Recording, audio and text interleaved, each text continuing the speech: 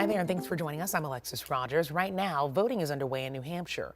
The GOP poll for president is down to just two candidates. NBC's Bree Jackson shows us where they stand.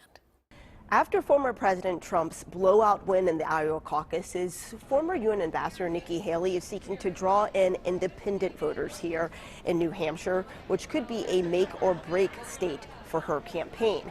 In this final push before the primary, Trump turned up the heat on his former UN ambassador, taking jabs at her during a rally last night.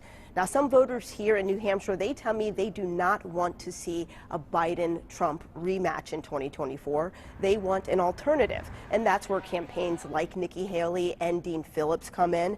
Phillips is challenging President Biden for the Democratic nomination.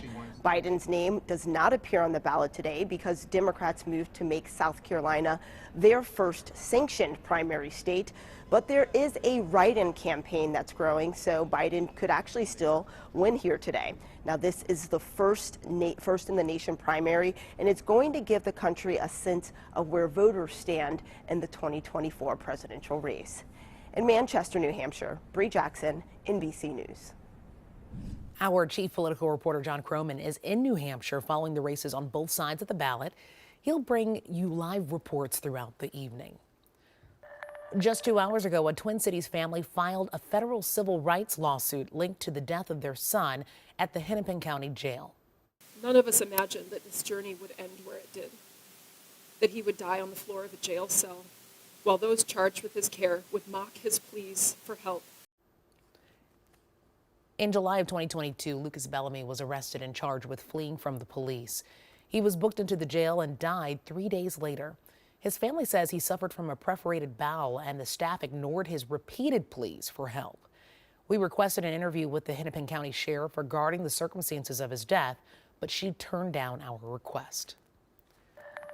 In just a few hours, teachers in Lakeville are expected to rally for what they call a fair contract. Educators say they've been working under an expired contract for more than 200 days. The district has offered teachers a 2% raise for the first year of a new 2-year contract and a 1% raise next year. Teachers are demanding better compensation and solutions to a staffing shortage. Wayzata police are warning drivers of the consequences of not stopping for school buses, even when their flashing red stop sign is extended. In Minnesota, it's actually illegal to pass a bus with the stop arm out, whether you're behind it or on the opposite side of the street. Wayzata police say they've had 25 cases this school year for both kinds of violations. A report from the state shows more than 2,000 drivers in our state were cited for stop arm violations between 2018 and 2022.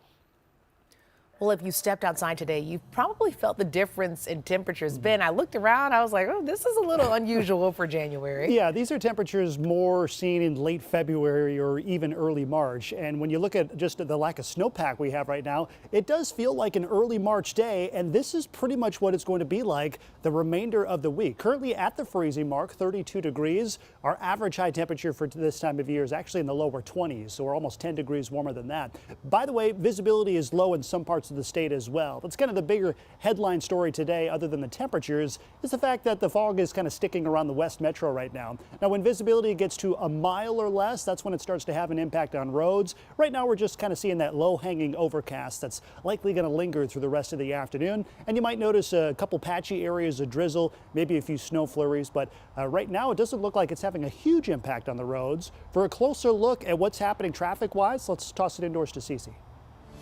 Hey, thanks, Ben. So if you take a look at the big map this afternoon, mostly things are looking great, all green. There are some red areas in the typical busy parts of the metro during this time, but for the most part, great. I do want to zoom in, though, on the South Metro here. You see I've drawn a line on 35W between Bloomington and Burnsville, and then 35E between Burnsville and Eagan. MnDOT saying that there's light slush on the roadways in those areas. So if you're down in the South Metro, watch out for that. I do have a live cam up right now on 35E southbound. You can see a few patches of light ice, but for the most part, things are dry, so maybe conditions are improving. But just know that that is a possibility in the South Metro. Alexis. Cece, thank you. Tonight,